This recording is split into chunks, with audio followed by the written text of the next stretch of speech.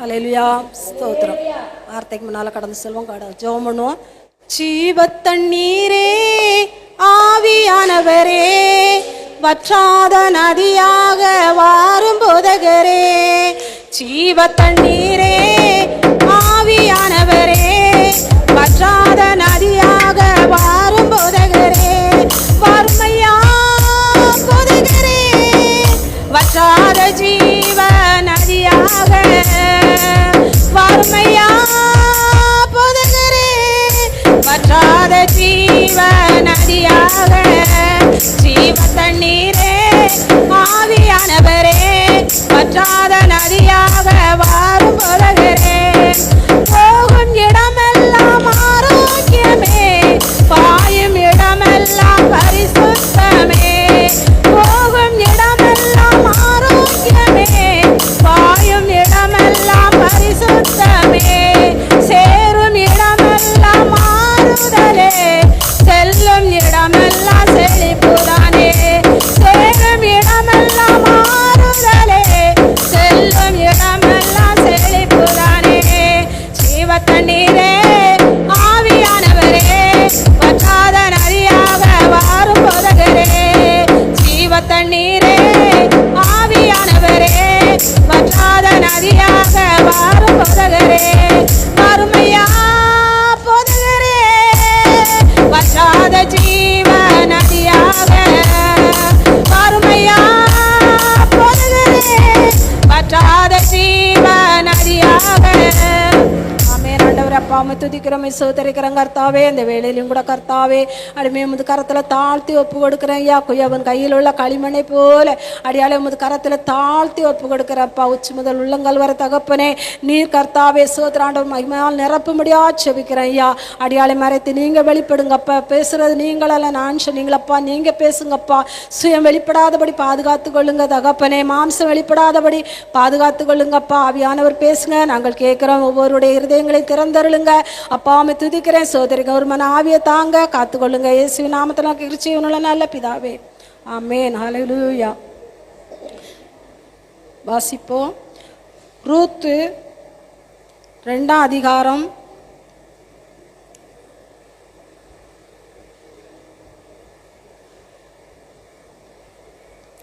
ரூத்து 2ஆம் அதிகாரம் 12வது வசனம் வாசிப்போம்.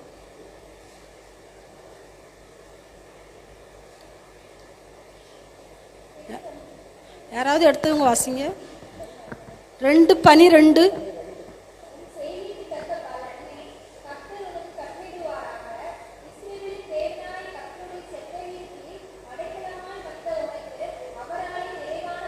கிடைப்பதாக என்றான். பாருங்க, உன் செய்க்கு தக்க பலனை கர்த்தர் என்ன செய்வாராம்? கட்டளை இடுவார். அதில் 3 விதமான காரியங்கள் இருக்கு.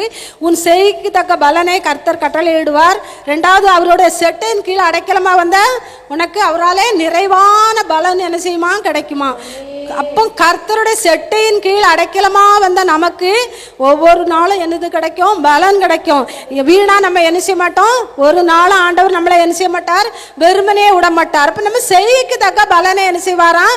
கர்த்தர் என்ன செய்வாராம்? கட்டளை இடுவாராம். எரேமியால ஒரு வசனம் உண்டு. அவர் சொல்வார், நீ அழாதபடி உன் கண்களை அடக்கிக்கொள், உன் கிரியைக்கு தக்க பலனை என்ன செய்வேன்? நான் தருவேன். உன் கிரியைக்கு தக்க பலனை நான் உனக்கு என்ன செய்வேன்? தருவேன்னு சொல்லியிருக்காரு. கிரியைங்கும் போது நம்மளுடைய பிரயாசம் தான், நம்மளுடைய செய்கைகள் எப்படி இருக்கு? கர்த்தருக்கு பிரியமா இருக்கிறதா? ஒவ்வொரு செய்கைகளும் கர்த்தருக்கு பிரியமா இருக்கான்னு நம்ம என்ன செய்யலாம்? ஆராய்ந்து பார்க்கலாம். இந்த ரூத்து எப்படி இருந்தா? மாமியார் கூட என்ன செய்தா? அவ கணவர் இறந்து போனாங்க, மாமனார் இறந்து போனாரு. மாமியாருக்கு என்னது? வயசான காலம். இந்த மாமியார் என்ன சொல்றா? நீங்க எல்லாருமே உன் தகப்பு வீட்டுக்கு நீங்க போயிருங்க, இனி என் கூட வந்தா நான் உங்களுக்கு என்ன செய்வேன்? பாரமா இருப்பேன், உங்களுக்கு என்னால ஒரு நன்மையும் செய்ய முடியாது, நீங்க போயிருங்கன்னு சொல்றா. ஆனா அந்த இன்னொரு மருமகா ஓர்பால் என்ன செய்யறா? மாமியாரை முத்தம் செய்துட்டு அவ என்ன செய்யறா? கடந்து போயிருந்தா. மாமியாரை என்ன செய்யறா? முத்தம் செய்துட்டு கடந்து போறா. ஆனா ரூத் என்ன செய்யறா? அவளை விடாமல் என்ன செய்கிறா? பற்றி கொள்கிறா. பற்றி கொண்டது மட்டும் இல்லை, அவள் சொல்றா, நீ வாழ்ற இடம் தான் எனக்கும், ஆனா நீ கும்பிடுற தெய்வம் தான் எனக்கும். ஆனா மோபா தேசத்தின் பெண்ணு இவா ரூத்து, ஆண்டவருக்கு பிரியமில்லாத ஒரு தேசத்துல உள்ள மகா. அவ சொல்றா, நீங்க கும்பிடுற சாமி தான் எனக்கும். அப்படிங்கும் போது ஆண்டவர் அவ என்ன செய்தா? உறுதியா என்ன செய்தா, பற்றி கொண்டு அந்த நகோமி பெறத்தால வந்தா. நகோமி பெறத்தால ரொம்ப சவுண்டு கூட இருக்க. நகோமி பெறத்தால வரும்போது அந்த அங்க எந்த ஒரு வருமானமும் அவங்களுக்கு இல்லை. இந்த வயல்ல போய் அவ என்ன செய்யறான், சிந்துற அந்த கோதுமைகளை பிறக்கி அதை அடிச்சு அதை என்ன செய்யறான், அதுலதான் பிழைப்பு நடக்கு. அப்ப அதைத்தான் ஒவ்வொரு நாளும் அந்த வயல்ல போய் பிறக்கி பிறக்கி பிறக்கி பிறக்கி கொண்டு என்ன செய்யறா, அவங்க வாழ்றாங்க. அப்ப அந்த நிலத்துக்கு சொந்தக்காரன் தான் அந்த போவாஸ் சொல்றான், உன் செய்க்கு தக்க பலனை என்ன செய்வார், கர்த்தரை கட்டளையிடுவார். அப்ப அவ என்ன நினைக்கிறா, நான் அந்நிய தேசத்தா உள்ள ஒரு பெண்ணு, நான் எப்படி என் செய்யத்தக்க பலன் எப்படி கிடைக்கும் அப்படின்னு சொல்றான். அப்பதான் அவன் சொல்றான் ஒரு வார்த்தை, நீ வேற ஒரு ஆண் கூட போகாதபடி இந்த மாமியார் கூட நீ உன் வாழ்க்கையை அர்ப்பணிச்சு வந்ததுனால உன் செய்யத்தக்க பலனை கர்த்தர் என்ன செய்வார், கட்டளையிடுவார் சொல்றாரு. அதே மாதிரி அவ பிறக்குன வயலையே அவனுக்கு சொந்தமாக்கத்தக்க அந்த போவாசுக்கு மனைவி ஆகி அந்த வயக்காடு அவளுக்கு என்ன செய்துச்சு, சொந்தமா மாறிச்சு. இன்னைக்கு நம்ம எப்படி இருக்கோம், நம்ம செய்கைகள் எப்படி இருக்கிறது, நம்ம ஒருத்தர் ஒன்று சொன்னா 4 சொல்றோம். இன்னைக்கு அவ ஒரு மாமியார் கூட அவ என்ன செய்தா, அந்த மருமக என்ன செய்தா, அந்த மாமியாரை விடாம இந்த மாமியார் கூட போனா நம்மளுக்கு அவங்க பாரமா இருக்காம நம்மளுக்கு எதுவுமே ஒண்ணுமே செய்ய முடியாதுன்னு அவ என்ன செய்யல, நினைக்கல. அந்த மாமியாரை நம்ம என்ன செய்யணும், அவங்களுக்கு கனவு இல்லை பிள்ளைகள் இல்லை, நம்ம அந்த மாமியார் நல்லா பார்த்துக்கிடணுங்கிறதுக்காக அந்த மாமியார் கூட வந்தா. அவளை ஒரு பெரிய செல்வந்தா என்ன செய்தான், மனம் முடிச்சு அவள் மூலம்தான் ஏசப்பா வந்தாங்க. தேசத்து பெண்ணு தான், ஆனா அவள் மூலம் தான் ஏசப்பா என்ன செய்தாங்க, வந்தாங்க. அப்ப கர்த்தருக்கு பிரியமா நம்ம என்ன காரியங்கள் நடக்கா, அப்ப நம்மள ஆண்டவர் என்ன செய்வார், சோதித்து பார்ப்பார். இவ எப்படி இருக்கா, இதுல கீழ்ப்படிந்து இருக்காங்களா, இதுல கீழ்ப்படுகிறாங்களா, கீழ்ப்படிய மாட்டாங்களா. இஸ்ரேல் மக்களை ஆண்டவர் அப்படிதான் சோதிச்சு பார்த்தார். 40 வருஷம் அவங்களை என்ன செய்தாரு, சோதித்துதான் அவங்கள வனாந்தரத்துல வழியில நடத்தி எப்படிலாமோ அவங்களை நடத்தினாரு. ஆனாலும் இஸ்ரேல் மக்கள் பாதி பேர் முறுமுறுத்தாலும் பாதி பேர் நல்ல முறையில கானான் தேசத்துக்குள்ள என்ன செய்தாங்க, போய் சேர்ந்தாங்க. அப்போ கர்த்தர் நம்மளை என்ன செய்யற, ஒரு பரீட்சை வைப்பார். அந்த பரீட்சையில நம்ம எப்படி இருக்கிறோங்கிறத தான் நம்மளுக்கு என்னப்பா சோதித்து பார்ப்பார். அப்போ நம்ம எப்படி இருக்கிறோம், நம்ம வாயின் வார்த்தைகள் எப்படி இருக்கு, நம்ம முன்னால இருந்தமே தான் இப்பவும் இருக்கோமா, கொஞ்சமாவது மாறி இருக்கோமா. அப்போ அந்த நகமி கூட அந்த ரூத் சேர்ந்த உடனே அந்த மோபாப் தேசத்து பெண்ணு தான் அவ அந்த இஸ்ரவேல் சன்னதி கூட சேர்ந்த உடனே அவ சிந்த எல்லாமே அவளுக்குள்ள என்ன செய்து, ஒரு மாற்றம் வந்துச்சு. அதனாலதான் அந்த மாமியார் கூட அவ என்ன செய்தா, வந்தா. அப்ப நம்மள இன்னைக்கு கர்த்தரை தெய்வமா கொண்டிருக்கோம். நம்மளுக்குள்ள என்ன மாற்றம் இருக்கிறது, நம்ம ஆதியில இருந்த மாதிரி தான் இருக்கிறோமா, நம்ம வாயின் வார்த்தைகள் அப்படிதான் இருக்கா, எதுலையாவது நம்ம மாறி இருக்கோமா, கொஞ்சமாவது நம்ம என்ன செய்யணும், கர்த்தருக்கு பிரியமா என்ன செய்யணும், மாறணும். அமைதியா சாந்தம், அவர் சொல்லியிருக்காருல, சாந்தம் இச்சையடக்கம் நீடிய பொறுமை, இதை நம்ம என்ன செய்யணும், ஒவ்வொரு நாளும் நம்ம கடைபிடிக்கணும். நம்ம கணவர்கிட்டையும் கடைபிடிக்க மாட்டோம், பிள்ளைகிட்டையும் கடைபிடிக்க மாட்டோம், பக்கத்துல இருக்கவங்ககிட்டையும் கடைபிடிக்க மாட்டோம், யார்கிட்டயுமே பக்கத்துல இருக்கிறவர்களுக்காவது நம்ம சாட்சியா என்ன செய்ய மாட்டோம், வாழ மாட்டோம். நம்ம கணவருக்கே சாட்சியா வாழ மாட்டோம், பிறகு நம்ம எப்படி அக்கம் பக்கத்துல இருக்கவங்களுக்கு சாட்சியா வாழ முடியும்? நம்ம எவ்வளவு ஒரு சாட்சியை நான் கேட்டேன், 20 வருஷமா குடிச்சிட்டு அந்த மனைவிய அடிச்சு கொடுமைப்படுத்தி வெளியில தள்ளி கதவை பூட்டிடுவாராம். அந்த அளவுக்கு அந்த அம்மாவை படுத்தினாலும் அவருக்கு ஒரு இருமல் வர்றதுக்கு முன்னாடி ஓடி போமா, ஐயா என்ன செய்யுது, ஐயா என்ன செய்யுது அப்படி. அப்ப அந்த பிள்ளையோட ஏசுமா, உங்களை இப்ப தானமா அடிச்சு விரட்டினாரு, இப்ப தானே அடிச்சு வெளியில போச்சு விரட்டி கதவை பூட்டினாரு, விளையாடத்துல இப்படி நிக்கீங்களம்மானா, அப்ப ஆண்டவருக்கு இதுதான் பிரியம்னு சொல்லுமா.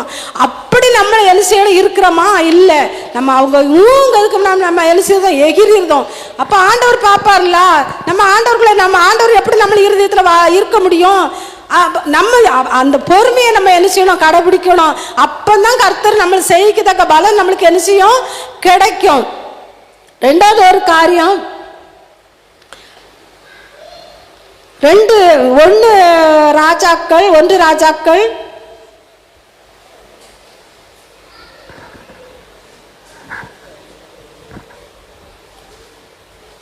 17ஆம் அதிகாரத்துல பாருங்க,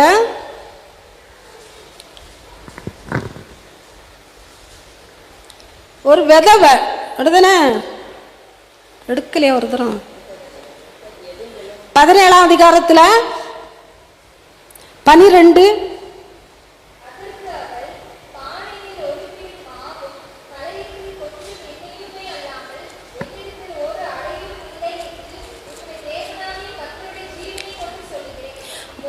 நான்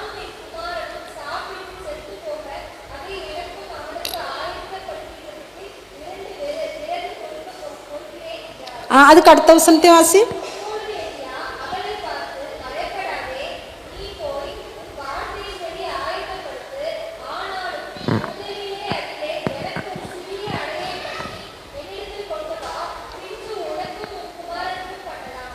ஆமென், ஹல்லேலூயா. அப்போ அவன் எலியா அந்த விதவை கிட்ட ஆண்டவர் தான் போக சொல்றாரு, நீ சாரி பார்த்து விதவை கிட்ட போ, அவன் ஒன்று போசிப்பான்னு சொல்லி அவன் வரும்போது இவ என்ன செய்யறான், இவ சொல்றா, நானும் என் மகனும் தின்னுட்டு சாகிற அளவுக்கு ஒரு அடைக்கு தான் என்கிட்ட மாவு இருக்கு, அதை செய்து நாங்கள் சாப்பிட்டு சாக போறோம்னு சொல்றா ஒரு தீர்க்கதரிசிக்கிட்ட. அப்போ அவன் என்ன சொல்றான், அந்த சிறிய அடையில எனக்கு ஒரு சின்ன அடைய பண்ணிட்டு வான்னு கேட்கறான். நம்மளை வளர்த்தவே நம்ம கொடுப்போமா, கொடுக்க மாட்டோம். அட போய்யா, நானே சாக போறேன், சொத்தோல இருக்கு, அதை தின்னுட்டு சாக போறேன், இதுல உனக்கு என்னதையா இருக்கு நீ சொல்லி நம்ம என்ன செய்துருவோம், கொடுக்க மாட்டோம். ஆனா அந்த இதுலயும் அவ ஒரு சிறிய அடைய அவருக்கு கொண்டு பண்ணி கொண்டு கொடுக்கும்போது கர்த்தர் என்ன செய்யறாரு, அவன் சொல்றான் பாருங்க, அந்த 15-16 வாசி.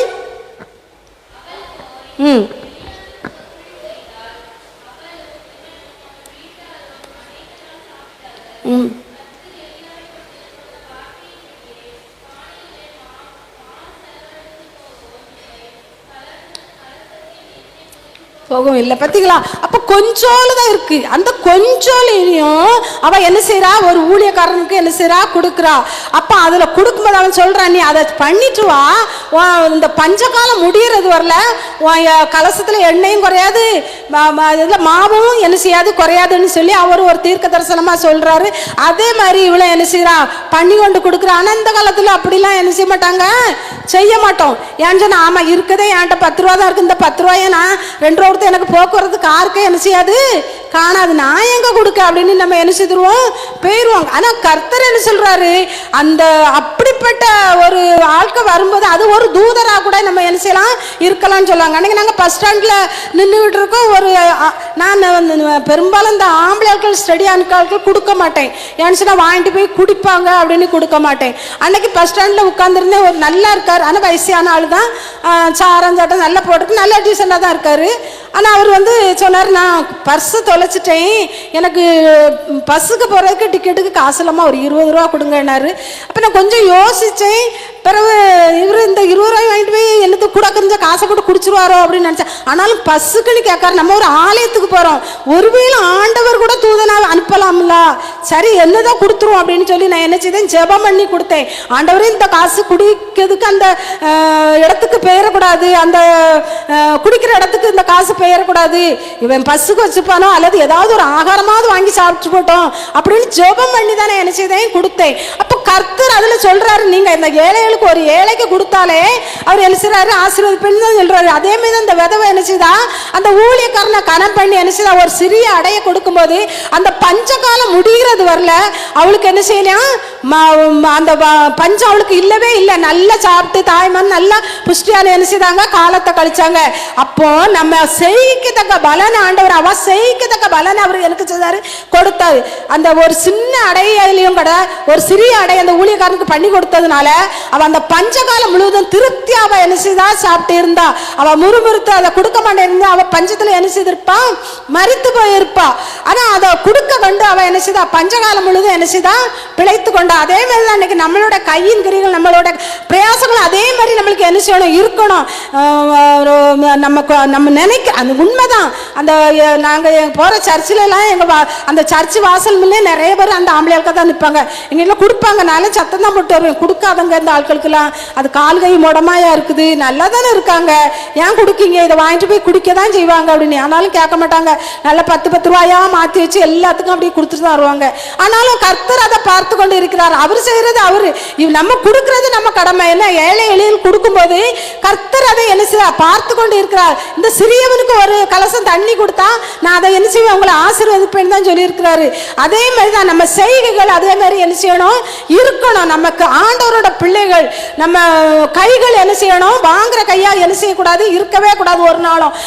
அந்த கை ஆண்டவரே என் கை இப்படி மாறவே கூடாது, இப்படி கொடுக்குற கையா என் கை என்ன செய்யணும், ஒவ்வொரு நாளும் மாறணும்னு நம்ம ஜெபிக்கும் போது கர்த்தர் அதே மாதிரி செய்வார். நம்ம என்ன செய்யக்கூடாது, ஆண்டவர்கிட்ட மட்டும்தான் நம்ம கை இப்படி இருக்கணும், கர்த்தரிடத்துல மட்டும்தான் நம்ம கைகளை என்ன செய்யணும், விரிக்கணுமே தவிர மற்ற மனுஷர்கள் மத்தியில நம்ம கொடுக்கிற கரமா என்ன செய்யணும், இருக்கணும். கர்த்தர் அப்போ நம்மளை என்ன செய்வார், ஆசீர்வதிப்பார். என்ன ஒரு காரியத்தை வாசிப்போம்.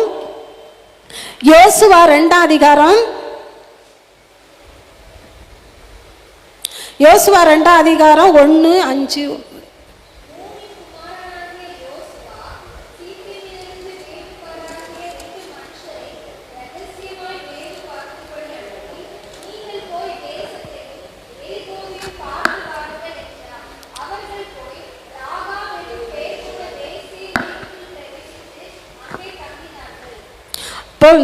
அதுக்கு அடுத்த வாசி.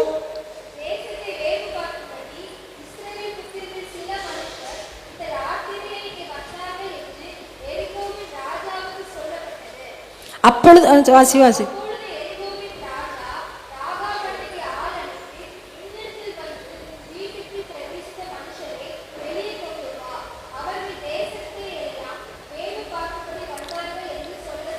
அப்போ இந்த யோசுவாவை கர்த்தர் அனுப்புறாரு. நீங்க வந்து அதை எரிகோவை தகர்த்து உள்ள போய் கானான் தேசத்தை பிரவேசிங்க அப்படின்னு சொல்லி தான் அனுப்புறாரு. இவன் வேவு பார்க்க யோசுவா என்ன செய்யறான், 2 ஆட்களை என்ன செய்ய, அந்த இடத்தையெல்லாம் நீங்க நல்லா சுத்தி பார்த்துட்டு வாங்க, நம்ம எந்த நேரம் போனா ஜெயிக்கலாம், எப்படி போனா அந்த கோட்டையை உடைக்கலாம் அப்படின்னு சொல்லி ஆள் அனுப்புதான். அப்ப இந்த 2 ஆளுக்கு அங்க வந்ததை கண்ட உடனே இந்த எரிகோ ஜனங்கள் என்ன செய்யறாங்க, ஓடி வராங்க. இந்த இவா வந்து ராகாப் வேசி, இவா வீட்டுலதான் இவங்க அவனு ஓடி போறான்னு. போன உடனே இவ என்ன செய்யறா, அந்த 2 பேரையும் அவங்க என்ன செய்யறா, சணல் தட்டைக்குள்ள ஒளிச்சு வைக்கிறா. அவ அந்த தேசத்துல தான் குடியிருக்கிறா. அப்ப அந்த தேசத்தை அழிக்கிறதுக்கு தான் யோசுவா ஆட்களை அனுப்புறான். 2 வேவுகாரர்களை அந்த தேசத்துக்கு அனுப்புகிறான். அந்த தேசத்தை அழிக்கணும், அந்த தேசத்தை அவன் பிடிக்கணும், அவங்க இவங்க கட்டுப்பாட்டுக்குள்ள அவங்க கொண்டு வரணுங்கிறதுக்காக தான் ஆட்களை அனுப்புறான். ஆனாலும் இந்த வேசி என்ன செய்யறா, இவங்க 2 பேரையும் ஒளிச்சு வைக்கிறா.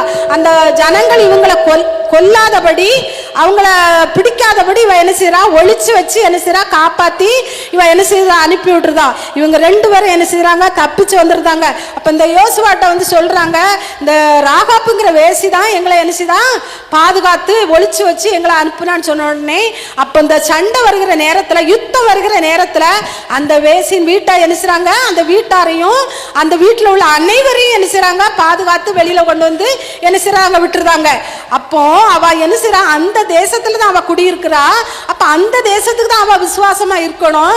ஆனா யாருக்கு விசுவாசமா இருந்தா, இஸ்ரேல் மக்களுக்கு என்ன செய்தா, அவ இந்த பக்கம் சாய்ந்த உடனே இஸ்ரேல் மக்கள் என்ன செய்தாங்க, அவளை என்ன செய்றாங்க, வெளியில கொண்டு வந்து அவங்க என்ன செய்றாங்களாம், அவங்க குடியிருந்ததுக்கு நடுவில் அவளை அங்க என்ன செய்திருந்தாங்களாம், வச்சிருந்தாங்களாம். அது மட்டும் இல்ல, அவ இந்த இஸ்ரேல் மக்களுக்கு செய்த உதவிய கர்த்தர் என்ன செய்தார், கண்ணோக்கி பார்த்தாராம். மத்தேயு 1:5 வாசிங்க. மத்தேயு 1:5 எடுத்தவங்க யாராவது வாசிங்க. போதும். யார் பெற்றான், யார் இடத்துல யார் பெற்றான், ராகாப் வருதா. அப்ப இந்த ராகாப் இடத்துல யார பெற்றான், போவாஸ். போவாஸ் தான் ரூத்து கணவர். அப்ப எப்படி கொண்டுட்டு வராரு பத்தியெல்லாம் ஆண்டவர்.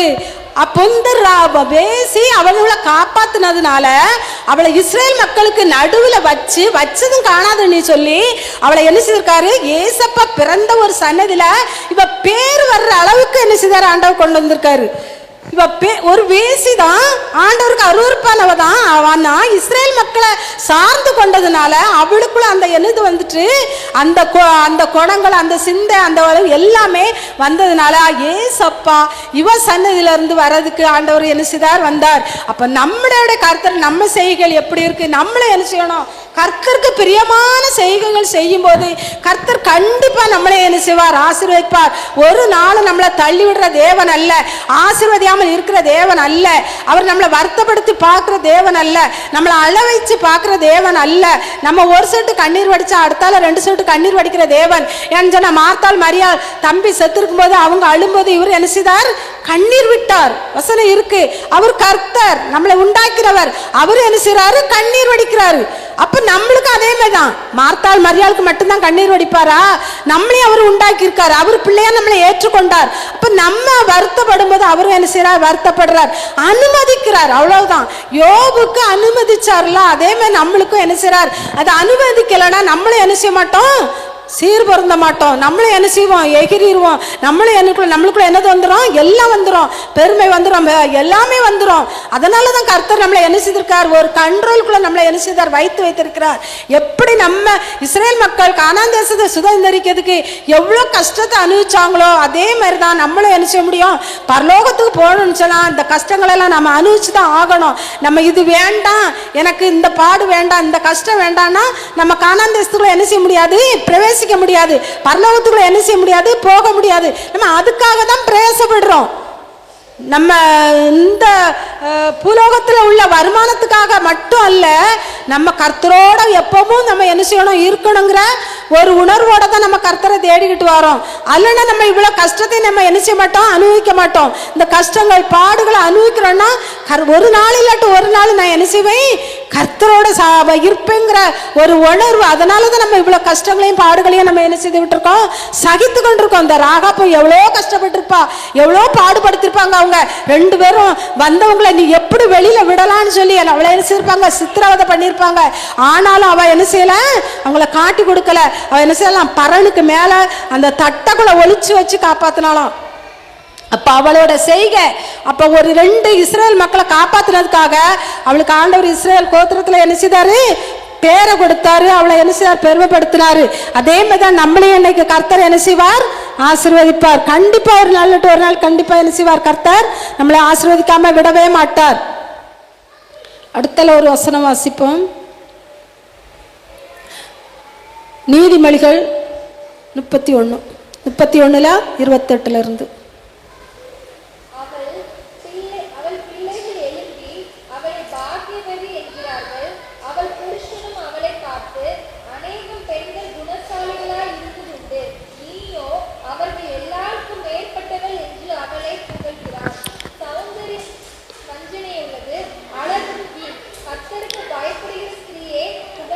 பாடுவாள் பாருங்க. இந்த 31 இந்த 11 இருந்தே பாருங்க, இந்த 10 இருந்தே குணசாலியனை ஸ்திரீயை கண்டுபிடிப்பவன் யார்? அவளுடைய விலை என்னதான்?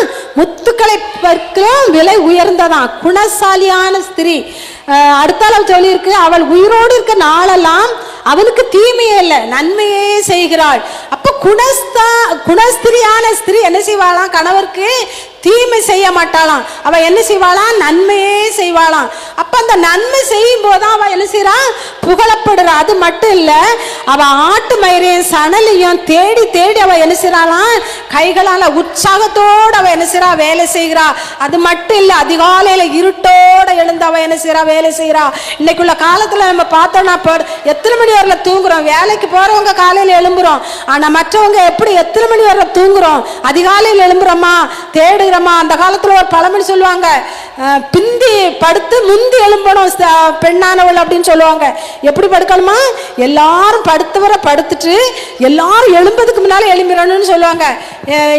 எங்க வீட்டுல எங்க அப்பாலாம், நான் சின்ன பிள்ளை தான், எங்க அம்மா இறந்துட்டாங்க, 4 மணிக்கே எழுப்பி விட்டுருவாங்க. என்ன வெளியில எல்லாம் நட்சத்திரமா இருக்கும், பயமா இருக்கும். ஆனாலும் என்ன செய்ய விட மாட்டாங்க? படுக்க விட மாட்டாங்க. தொழி தூரு அப்படின்னு தான் நிற்பாங்க. பயமா இருக்கும். பயந்து பயந்து பயந்து பயந்து சின்ன பிள்ளைகள் எங்க மேரி மவள மாதிரி தான் இருப்பேன் நான். அப்பவே எங்க அம்மா இறந்துட்டாங்களா. அப்படி அந்த காலத்துல காலையில தூங்கக்கூடாதுன்னு சொல்லுவாங்க, பகலை தூங்கக்கூடாதுன்னு சொல்லுவாங்க, வீடு தரித்திரமாயிரும்னு சொல்லுவாங்க. ஆனா இப்போ யார் எழும்புதான்? முதலாவது கணவன் எழும்பி காப்பி போட்டு வச்சுக்கிட்டு, என் செல்லம் காப்பி குடிக்காமா, என் தங்கம் நீ ராத்திரி முழுதும் என்ன செய்தா? நீ வேலை செய்தாம்மா, நீ காப்பி குடிமான்னு சொல்லி எழுப்பி என்ன செய்றாங்க? கொடுக்குறாங்க. அந்த காலத்துல அப்படி இல்லை. கருக்கு மட்டும் அடி விழும், துண்டு வெட்டி அடி விழும் எழும்பலன்னா. அப்படி குணஸ்திரியான ஸ்திரீ அப்படி இருக்கணும். அதிகாலையில எழும்பணும். எவ்வளவு இருந்தாலும் என்ன செய்யணும்? எழும்பணும். எழும்புனாதான் அந்த வீடு ஆசீர்வாதமா இருக்கும். நான் ராத்திரி முழுதும் விழிச்சிருந்தேன், நான் காலையில ராத்திரி முழுதும் விழிச்சிருந்தாலும் காலையில என்ன செய்திடணும்? 6 மணிக்கு முன்னாலே 6 மணிக்காவது நம்ம என்ன செய்திடணும்? எழும்பிடணும். அப்பதான் அந்த வீடு ஆசீர்வாதமா இருக்கும். அந்த வீடு என்ன செய்யும்? ஆசீர்வதிக்கப்படும். கண்டிப்பா கர்த்தரே ஆசீர்வதிப்பார். என் பிள்ளை அதிகாலமே என்ன தேடுது. ஒரு நிமிஷமாவது நம்ம இன்னைக்கு முழுவதும் ஆண்டவர் நம்மளை பாதுகாத்திருக்கிறார். காலையில எழும்பி, ஆண்டவரே இந்த முழுவதும் என்னை பாதுகாத்து கொண்டீங்கப்பா அப்படி சொல்லி ஒரு சின்ன ஜெபம் செபிக்கிறோமா? இல்லை, அவசர அவசரம்னு எழும்புறோம், அவசர அவசரம்னு வேலையை பார்க்கும். ஏன் நம்ம வேலைக்கு நம்ம அவசர அவசரம் ஓடுறோமே, கர்த்தரை தேடுறோமா?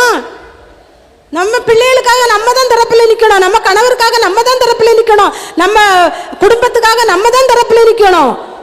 செபிக்கும் போதுதான் கர்த்தர் தருவாரு. நீ கேட்கும் போதுதான் நான் தருவேன்னு சொல்லியிருக்காரு. கேட்கிறவன் எவனும் என்ன செய்வான்? பெற்றுக்கொள்வான். நம்ம கேட்கணும். அதிகாலையில் எழுப்பி என்ன செய்யணும்? இந்த ஸ்திரீ என்ன செய்தான்? அதிகாலையில் எழுப்பி என்ன செய்தாலாம்? விருட்டோட என்ன செய்தாலாம்? குடும்பத்தாருக்கு ஆகாரம் என்ன செய்தாலாம்? பண்ணினாலாம். அப்போ ஒவ்வொரு நாளும் நம்ம அதிகாலையில் கர்த்தரை தேடி எழுப்பி கர்த்தரை தேடும்போது கர்த்தர் என்ன செய்வான்? கண்டிப்பா நம்மளை என்ன செய்வார்? ஆசீர்வதிப்பார். 23ஆம் வசனம் சொல்லுதுல, அவள் புருஷன் தேசத்து மூப்பர்களோட நியாயஸ்தலங்கள் உட்கார்ந்து இருக்க பேர் பெற்றவனாயிருந்தான். அப்ப நம்ம கணவர்கள் போற இடத்துல நம்மளை வச்சு நம்ம கணவர் பெருமைப்படுறாரா? ஏப்பா இவன் மனைவியா அப்படின்னு சொல்ற மாதிரி இருக்கிறோமா? பரவாயில்ல, இவங்க மனைவி நல்ல ஒரு குணஸ்திரி அப்படின்னு சொல்ற அளவுக்கு இருக்கிறோமா? எப்படி வாழ்றோம்? எப்படி இருக்கிறோம்? நம்ம கர்த்தருடைய பிள்ளைகள் அப்படிதான் இருக்கணும். நம்ம சத்தங்கள் என்ன செய்யக்கூடாது? வெளியில கேட்கக்கூடாது. கோபம் வரும், கணவர்கிட்ட நம்ம எரிஞ்சு விழுந்துருவோம். ஆனால் சாயங்காலத்துக்குள்ள என்ன செய்திடணும்? அந்த கோபம் அடங்கிடணும். அவர் சொல்லியிருக்காரு, சூரியன் அஸ்தமிக்கிறதுக்குள்ள அந்த கோபம் என்ன செய்யணுமா? அடங்கிடணுமா. அதுக்குள்ள நம்ம என்ன செய்யணுமா? கணவர்கிட்ட பேசிடணும். சாரால கணவரை எப்படி கூப்பிட்டா? ஆண்டவரேன்னு கூப்பிட்டா. அன்னைக்கு நம்ம எப்படி கூப்பிடுறோம்? ஏய் கூடுறோமா? சொட்ட தலையா கூடுறோமா? மொட்டை தலையா கூடுறோமா? ஆண்டவர் பார்த்துக்கிட்டே இருக்காரு. வாயின் வார்த்தைகள் என்னது உண்டு? நியாய தீர்ப்பு உண்டு. வசனம் சொல்லுது நியாய தீர்ப்பு இருக்கு. நீ பார்த்து பேசுங்க. கணவர் நம்மளுக்கு தந்த தலை. நான் அப்படி பேச மாட்டேன், கோவப்படுவேன், அப்படிலாம் ஏசிக்கிட மாட்டேன். கோவப்படுவேன், சின்ன கோவம் வரும். அவன் பண்ணுறதுனால எரிச்சல் அப்படின்னு சட்டுனி கோவம் வரும். ஆனால் மாதிரி அதுக்கு மேலே பேசினாலாம் வேற மாதிரி போயிடும் கதை. அதனால என்ன செய்ய முடியாது? பேச முடியாது. அப்படி பேசக்கூடாது. ஒரு நாள் மரியாதை குறைவா நம்ம என்ன செய்யக்கூடாது? பேசக்கூடாது. அவர் நம்மளுக்கு யாரா இருக்காரு? தலையா இருக்கிறாரு. அதனால நம்ம என்ன செய்யக்கூடாது? பேசக்கூடாது. அடுத்தால பாருங்க, அவள் 28 அவள் பிள்ளைகள் எழும்பி அவளை பாக்கியவதி என்கிறார்கள். நம்ம பிள்ளைகள் நம்மளை பாக்கியவதின்னு சொல்றாங்களா? எங்க அம்மைக்கு காணாது, ஏ அப்பா எங்க அம்மா இவ்வளவு இதனாலதான் நாங்க இவ்வளவுக்குள்ள இருக்கோம் அப்படின்னு சொல்றோமா? இல்ல. என் மகன் ஒரு நாள் கேட்டான் என்கிட்ட, அந்த காலத்தில் நம்ம ஆண்டவர் அறியல, என் பேரனுக்கு நாங்கள் பிறந்த நாளோட ஜெபம் பண்ணி இந்த மாதிரி இருக்கணுமா அப்படின்னு சொல்லி ஒரு வசனத்தை வாசித்து ஜெபம் பண்ணும்போது அவன் கேட்டான், எங்களுக்கெல்லாம் நீங்கள் இப்படி சொல்லி தரவே இல்லை. நம்ம பிள்ளைகள் அப்படி கேட்கும். நம்ம என்ன செய்யணும்? சொல்லி கொடுத்து நம்ம என்ன செய்யணும்? நீங்கள் அப்படி சொல்லி தந்தீங்களா? எனக்கு நீங்கள் கர்த்தருக்கு பயந்து வாழுன்னு சொல்லி தந்தீங்களா அப்படின்னு நம்மகிட்ட கேட்காத அளவுக்கு நம்ம என்ன செய்யணும்? வச்சுக்கிடணும். ஏன்னா சின்ன பிள்ளைங்களே நம்ம எப்படி வளர்க்கமோ அப்படிதான் வளர்க்க முடியும். பெரிய பிள்ளைகளை ஆன பிறகு நம்ம என்ன செய்ய முடியாது? ஒரு நாளும் திருத்தவே முடியாது. நான் இந்த ரசிக்கப்பட்டது எல்லாமே வாலிய பிள்ளைகள் ஆயிட்டு. அதனால ஒருத்தட்டையும் ஒன்றும் என்ன செய்ய முடியாது? சொல்ல முடியாது. பொட்ட பிள்ளைகள் நம்ம கைக்குள்ளே இருந்ததுனால பொட்ட பிள்ளைகள் நம்ம சொல்லி கேட்டு அந்த ஆவிக்குரிய சபைகள் வந்தாவா சில நம்ம என்ன செய்தோம்? கல்யாணம் முடிச்சு கொடுத்தோம். அது ஆம்பளை பிள்ளைகள் அப்படி இல்லை. அவனு வளர்ந்த உடனே அதுதான் மெயின், அதுதான் அப்படின்னு நிற்பானுவ. அதனால அவன்கிட்ட என்ன செய்ய முடியாது? சொல்ல முடியாது. அப்போ எப்பவுமே வச்சு சொல்லணும், பிறந்த வீட்டுக்குள்ளே வச்சு நம்ம என்ன செய்துட்டு இருக்கணும்? கர்த்தருடைய நாமத்தை சொல்லி சொல்லி சொல்லி சொல்லி வளர்க்கும் போது அந்த பிள்ளைகள் அதிலே என்ன செய்கிறோம்? ஊறிடும். அந்த வசனத்துக்கு தங்கள் செவிகளை என்ன செய்யும்? சாய்க்கும். கர்த்தரை என்ன செய்யும்? இருக்க பற்றிக்கொள்ளும் போது என்ன செய்யும்? ஆண்டவர் ஒரு நாள் இல்லாட்டி ஒரு நாள் என்ன செய்ய தூக்கம். சின்ன பிள்ளையிலேயும் வளர்க்கும். வாலி வயசு வந்த உடனே அவங்க காலேஜுகளுக்கு போன உடனே அவங்க என்ன செய்யற? மனசு மாறத்தான் செய்யும். ஆனா சிறு வயசுல அவங்க தேடினதை கர்த்தர் வச்சு குறிச்சு வச்சிருப்பார். என்னைக்காவது ஒரு நாள் என்ன செய்வார்? தொடுவார். தொட்டு கண்டிப்பா என்ன செய்வார்? ரட்சிப்பார். கண்டிப்பா என்ன செய்வார்? ஆசீர்வதிப்பார். அதே மாதிரி அடுத்தால 29 சொல்லுது, அநேகம் பெண்கள் குணசாலிகளா இருந்தது உண்டு, நீயோ அவர்கள் எல்லாவற்றுக்கும் மேற்பட்டவள் என்று யார் சொல்றா? அவ கணவர் அவனை என்ன செய்யறாராம்? புகழுகிறாராம். நம்ம கணவர்மார் புகழுகிறாங்களா? என்னைக்கு ஒளிவா ஐவா அப்படின்னு தான் எல்லாரும் என்ன செய்வாங்க? நினைப்பாங்க. 4 நாள் வீட்டில் இல்லைன்னா நான் ரொம்ப நல்ல போடு நீ நினைக்கிற மாதிரி நம்ம என்ன செய்யறோம்? இருக்கிறோம். கர்த்தர் என்ன செய்யணும்? ஆசீர்வதிக்கணும்னா நம்ம இந்த இது எல்லாமே நம்ம என்ன செய்யணும்? செய்யணும். செய்யும் போதுதான் நம்ம என்ன செய்ய முடியும்? இருக்க முடியும். கடைசியில் வெளிப்படுத்தல 22:12 வாசிங்க. 22:12 வெளிப்படுத்தல் 22:12.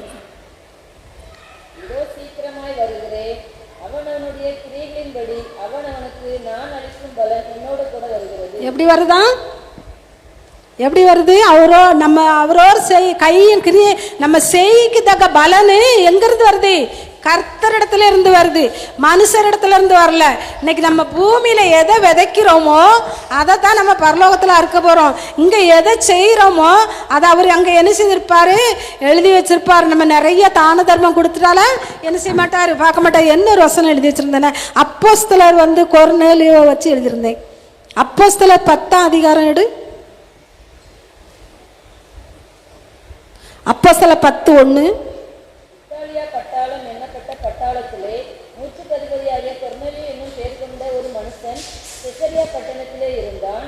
அவன் தேவ பக்தி உள்ளவனும் தன் வீட்டார் அனைவரோடும் தேவனுக்கு பயந்தவனுமாயிருந்து ஜனங்களுக்கு மிகுந்த தர்மங்களை செய்து எப்பொழுதும் தேவனை நோக்கி ஜெபம் பண்ணி கொண்டிருந்தான். பத்தியலா, அப்ப அவன் செய்த தர்மங்கள் எங்க எட்டுச்சான், பரலோகத்துல எட்டுச்சான். அவன் செய்த காரியங்கள் எல்லாம் எங்க எட்டுச்சு, பரலோகத்துல எட்டுச்சு. நம்ம பூமியில இருக்கிறவங்களுக்காக நம்ம எதுவுமே செய்யணும்னு தோணாண்டாம். நம்ம பரலோகத்துல இருக்கிற பார்த்து கொண்டு இருக்கிறார். அவரு பார்வைக்கு நம்ம நலமானபடி செய்கிறோமான்னு நம்ம என்ன செய்யணும், யோசித்து செய்யும் போது அதற்கேற்ற பலனை என்ன செய்வார், கர்த்தர் கட்டளையிடுவார். இந்த கொர்நேலியுவோட தான தர்மங்கள் எங்க எட்டுச்சு, பரலோகத்துல எட்டுனதுனால கர்த்தர் சொல்றாரு அவங்கிட்ட, நீ என்ன செய்ய, ஒரு ஊழியக்காரனால அவன் மூலம் நீங்க என்ன செய்யலாம், ரட்சிக்கப்படுவீங்கன்னு சொல்லி பேதுரு அழைக்க சொல்லி, பேதுரு இவங்களுக்கு பேசும்போது பேதுரு அந்த ஊழியக்காரர் அந்த கொர்நேலியு வீட்டுக்கு வாரான். அந்த கொர்நேலியு என்ன செய்யறான், அக்கம் பக்கத்துல உள்ளவங்க அவங்க சொந்தக்காரங்க சொக்காரங்க எல்லாத்தையும் என்ன செய்யறான், கூட்டி வச்சிருக்கிறான். அப்ப இந்த பேதுரு பேசும்போது அங்க எல்லாரும் என்ன செய்தாங்களாம், ரட்சிக்கப்பட்டாங்களாம். அவ்வளோ ஒரு ரட்சிக்கப்பட்டு மனம் திரும்பி என்ன செய்தாங்களாம், ஞானஸ்தானம் எடுத்தாங்களாம். அப்ப எதனால, அவன் தான தர்மங்கள் எங்க போய் எட்டுச்சு, பரலோகத்துல எட்டுச்சு. பரலோகத்துல எட்டுனதுனால தான் அவரு இறங்கி கொர்நேலியுக்கு தரிசனம் கொடுத்தார். தரிசனம் கொடுத்து, நீ அவனை கூப்பிடு, நான் எல்லாரையும் ரட்சிப்பேன்னு சொல்லி ஆண்டவர் என்ன செய்றாரு, அவனுக்கு வாக்குறுதி கொடுக்கிறாரு. அதே மாதிரி அவன் பேதுரு அழைக்கிறான். பேதுரு என்ன செய்றாரு, அவங்கள பேசும்போது அவங்க எல்லாரும் என்ன செய்றாங்க, ரட்சிக்கப்படுறாங்க. அப்ப நம்ம தான தர்மங்கள், நம்ம ஒருத்தருக்கு கொடுக்கிற காரியங்களோ நம்ம செய்யற காரியங்களோ எல்லாமே என்ன செய்யணும், பரலோகத்துக்கு என்ன செய்யணும், அது தெரியணும். அங்க பரலோகத்துல இருக்கிறவர் அதை அங்கீகரிக்கணும். நம்ம மனுஷர் முகத்துக்காக எதையுமே செய்யக்கூடாது. நான் இன்னைக்கு 10 ரூபா கொடுக்கேன், இது அவங்க பார்த்துக்கிட்டு இருக்காங்க இவங்க பார்த்துக்கிட்டு இருக்காங்க, எனக்கு அது ஒரு பெருமை, அந்த அளவுக்கு நம்ம என்ன செய்யக்கூடாது, எதையுமே செய்யக்கூடாது.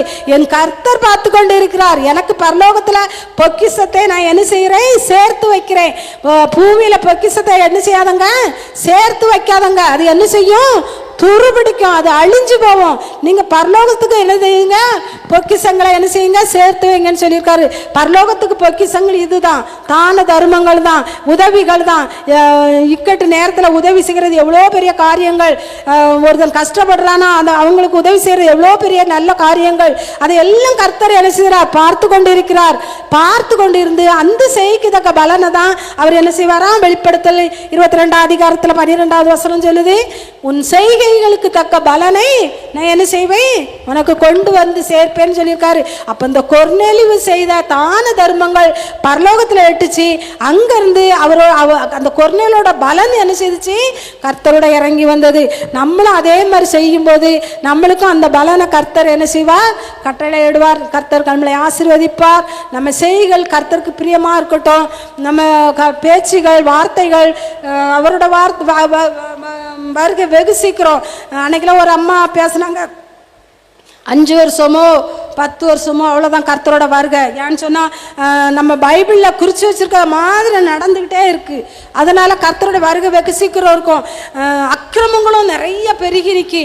அப்போ அந்த பாவ கூட நிரம்பும் போது சோதோம் கொமோரா பட்டணம் அழிக்கப்பட்டதுன்னா அவங்க செய்த பாவங்கள் என்ன செய்துட்டு நிவர்த்தி ஆயிற்று. அவங்க செய்த பாவங்கள் என்ன செய்துட்டு மூடிட்டு, அதனால தான் அவங்களை அழிச்சாரு. இன்னொரு இடத்துல சொல்லியிருக்கோம், இந்த இது ஏன் அழிக்கப்படலை, அந்த பாவ கூட என்ன செய்யலை, இன்னும் அந்த அவங்க செய்த பாவங்கள் என்ன செய்யலை, இன்னும் முடிவுக்கு வரல, என்ன நிரம்பலை. அப்போ நிரம்பும் போது நான் என்ன செய்வேன், அழிப்பேன் பாரு. அதே மாதிரி தான் அக்கிரமங்கள். இந்த இப்போலாம் ஒரு செய்தி, ஒரு பிள்ளையெல்லாம் கடத்திட்டு போய் ரொம்ப அநியாயம் நடக்கு. பெற்றவங்க எப்படி துடிச்சு போயிடுவாங்க, அப்படிதானே? அப்போ அப்படிலாம் நடக்கும் உலகத்துல. அப்போ ஆண்டவர் எவ்வளவு நாள் பார்த்து கொண்டு இருப்பார், விரைவிலே வருவார். அப்போ அவர் வரும்போது அவர் நம்ம செய்கிற காரியங்களில் உள்ள பலன் அவர் கூட என்ன செய்யும், கண்டிப்பாக வரும். நம்ம செய்யத்தக்க பலனை என்ன செய்வார், கர்த்தர் கட்டளையிடுவார். நியாயத்தீர்ப்பு நாளில் நம்ம தலகுனிஞ்சு போகாதபடி ஆண்டவரே ஆண்டவர் சொல்லணும், நீ உண்மையும் உத்தமமாக செய்தாய் அப்படின்னு சொல்லி அவர் நம்மளை சூரிச்சு சாட்சி சொல்லத்தக்க மனம் திரும்பி இனியாவது நம்ம என்ன செய்வோம், ஒவ்வொரு நாளும் கர்த்தருக்கு பிரியமான காரியங்களை செய்வோம். கர்த்தர் என்ன செய்வார், கண்டிப்பாக நம்மளை என்ன செய்வார், ஆசீர்வதிப்பார். சரியா, கர்த்தர் வந்து ஆசீர்வதிப்பாராக. ஆமென். உன் காரியத்தை வாக்கி பண்ணும் கர்த்தர் உன்னோடு இருக்கின்றார். உன்னை பேர் சொல்லி அழைக்கும் கர்த்தர் உன்னை கடைசி வரை நடத்தி செல்வார். உன் காரியத்தை வாக்கி பண்ணும் கர்த்தர் உன்னோடு இருக்கின்றார். உன்னை பேர் சொல்லி அழைக்கும் கர்த்தர் உன்னை கடைசி வரை நடத்தி செல்வார். உன் காரியம் வாய்க்கும் கர்த்தர் நேரத்தில் கர்த்தரால் காரியம் வாய்க்கும். உன் காரியம் வாய்க்கும் கர்த்தர் நேரத்தில் கர்த்தரால் காரியம் வாய்க்கும். உன் கண்ணீரை துடைத்திடும் கர்த்தர் உனக்குள் வாசிக்கின்றார். உன் கண்ணீரை துடைத்திடும் கர்த்தர் உனக்குள் வாசிக்கின்றார். உன்னை தமக்கென்று பிரித்தெடுத்து தம் மகிமையால் நிரப்பிடுவார். உன்னை தமக்கென்று பிரித்தெடுத்து தம் மகிமையால் நிரப்பிடுவார். உன் காரியம் வாய்க்கும் கர்த்தர் நேரத்தில் கர்த்தரால் காரியம் வாய்க்கும். உன் காரியம் வாய்க்கும் கர்த்தர் நேரத்தில் கர்த்தரால் காரியம் வாய்க்கும். ஆமென். ஆண்டவர் அப்பா அம்மை துதிக்கிறோம், சோதரிக்கிற ராஜா நன்றியோடு துதிக்கிறோம் ஐயா. நீர் நல்லவரப்பா, நீர் போதுமானவர், பரிசுத்த இம்மட்டுமாக தகப்பனே நீர் எங்களை கொண்டு வந்து கர்த்தாவே நடத்தின கிருபைகளுக்காக உமக்கோடி நன்றி செலுத்துறோம் ஐயா. உமது வார்த்தைகளுக்காக நன்றி அப்பா. ஆமென். ஆண்டவரே கர்த்தாவே இவ்வளவு நாளும் நாங்கள் எப்படி இருந்தோமோ தெரியாத ஆண்டவரே, இனிமேலாத கர்த்தாவே உமக்கு பிரியமான காரியங்களை நாங்கள் செய்கவும் அதற்கேற்ற பலனை நாங்கள் பெற்றுக்கொள்ளவும் அப்பா, எங்கள் கணவன்மார்கள் எங்கள் பிள்ளைகளை எங்களை பாக்கியது என்று சொல்ல அப்பா நாங்கள் வாழத்தக்க எங்களுக்கு கிருபைகளை தாங்க சப்பா. எங்கள் கோபங்கள், எரிச்சல்கள், பொறாமைகள், பெருமைகள் எல்லாவற்றையும் எங்கள் கூடோடு அழித்து எங்களை பெருமைப்பட பரிசுத்தப்படுத்தி எங்களை பாதுகாத்து கொள்ளுங்க தகப்பனே. ஆமாம் ஆண்டவர், எங்களுக்குள்ள பெருமை வேண்டாம் ஐயா, பொறாமை வேண்டாம் தகப்பனே. ஆமென். ஆண்டவரே அப்பா உமக்கு ஏற்றபடி கர்த்தாவே நாங்கள் பரிசுத்தமாக வாழணும் ஆண்டவரே. இன்னும் கொஞ்ச காலம் தகப்பனே, அதற்குள்ள உமது வருகை வெகு சீக்கிரம் ஐயா. அதில் நாங்கள் கர்த்தாவே உமது வருகையில் கர்த்தாவே நாங்கள் எடுத்துக்கொள்ளப்படத்தக்க அப்பா உமது பாதத்தில் இருந்து கர்த்தாவே நாங்கள் நீங்கள் சொன்னமே பரிசுத்தர் பரிசுத்தர் பரிசுத்தர் அதே மாதிரி கர்த்தாவே நாங்கள் பரலோகத்திலே வந்து பரிசுத்தர் பரிசுத்தர் போற்றி புகழ எங்களுக்கு கிருபைகளை தாங்கப்பா, எங்களை பருக்குவப்படுத்துங்கப்பா, எங்களை ஆயத்தப்படுத்துங்க அப்பா. அது மட்டும் இல்ல ராஜா, நாங்கள் எங்களோடு இருக்கிற ஒவ்வொருவரையும் நாங்கள் ஆயத்தப்படுத்ததாக எங்களுக்கு கிருபைகளை தாங்க இசப்பா. நன்றியோடு துதிக்கிறேன், சோதரிக்கிறேன் கர்த்தாவே. அந்த பிள்ளைகள் கர்த்தாவே ஆசீர்வதிங்கப்பா. போக்கில் உங்க கரை இருக்கட்டும் ஐயா, பிரயாணத்தில் உங்க கரை இருக்கட்டும் ஐயா. வந்தவர்கள் கர்த்தாவே அப்பா ஆசீர்வதித்து அனுப்புங்க தகப்பனே. இந்த இடத்துக்கு நான் வந்தது நல்லதென்று ஒவ்வொருவரும் கண்டுகொள்ளத்தக்க கிருபைகளை கொடுங்க தகப்பனே. அப்பா அம்மை துதிக்கிறேன், சோதரிக்கிற ராஜா நீங்க ஆசீர்வதிங்க, நீங்க பலப்படுத்துங்க, ஒவ்வொருவரையும் பலப்படுத்துங்க, காத்துக்கொள்ளுங்க இசப்பா. அடியாளையும் கூட கர்த்தாவே உமது கரத்துல தாழ்த்தி ஒப்பு கொடுக்கிறப்பா. எவ்வளவு பலவீனங்கள் இருந்தாலும் ஆண்டவரே நீங்க கொண்டு வந்தீங்கப்பா, நீங்க நடத்துறீங்கப்பா. உம கோடி நன்றி ராஜா. ஆசீர்வதிங்கப்பா, நீங்க பலப்படுத்துங்க. எல்லாம் நாமமும் கர்த்தாவே உமக்கு சோதர ஆண்டவரே மகிமைப்படட்டும் ஆண்டவரே. உமது நாமம் மட்டும் மகிமைப்படட்டும் ஆண்டவரே. எல்லா துதியும் கனத்தையும் மகிமையும் உமக்கு செலுத்துகிறேன். இயேசுவின் நாமத்தில் ஜெபிக்கிறேன் ஜீவனுள்ள நல்ல பிதாவே. அல்லேலூயா. கர்த்தருடைய நாமம் மகிமைப்பட்டதுக்காக ஸ்தோத்திரம் ஆண்டவரே. இந்த ஆகாரம் புசிக்கிற மக்களுக்கு ஆண்டவரே அது ஆசீர்வாதமா இருக்கட்டும். எந்தெந்த பலவீனம் இருந்தாலும் உங்க ரத்தம் அதுல தெளிக்கப்பட்டு கர்த்தருடைய நாமம் மகிமைப்பட அது ஆசீர்வாதமாக இருக்கட்டும் ஆண்டவரே. ஸ்தோத்திரம். இந்த நாட்களை பலவீனத்துல காய்ச்சல் இனி அநேக மக்களுக்கு இருக்கிறாங்கப்பா. அப்படிப்பட்ட பலவீனங்கள், காய்ச்சல், கொள்ளை நோய் வராதபடி உங்களுடைய பிள்ளைகளை பாதுகாத்து கொள்ளுங்கப்பா. உங்க ரத்தத்தை தெளிக்கிறேன் ராஜா. ஒவ்வொருத்தர் மேலேயும் உங்க ரத்தம் பூசப்படட்டு, ஒவ்வொரு சரசின் மேலும் ரத்தம் தெளிக்கப்படட்டு. பிரயாணத்துல இருங்க, கர்த்தருடைய நாமம் மகிமைப்பட.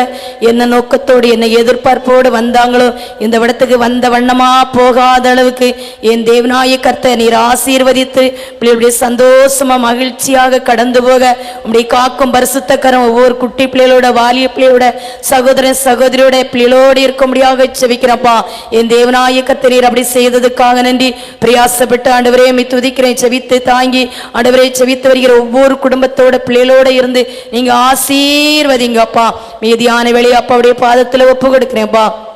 ஏசி நாம் ஜெபிக்கிறோம் நல்ல பிதாவே, ஆமேன். என் ஆத்துமாவே கர்த்தரே ஸ்தோத்ரி, என் முழு உளமே பரிசுத்த நாமத்தை ஸ்தோத்ரி. என் ஆத்துமாவே கர்த்தரே ஸ்தோத்ரி, கர்த்தர் செய்த சகல உபகாரங்களை மறவாதே, ஆமேன். அல்லேலூயா, அல்லேலூயா, அல்லேலூயா. கர்த்தர் உங்களை ஆசீர்வதிப்பார்.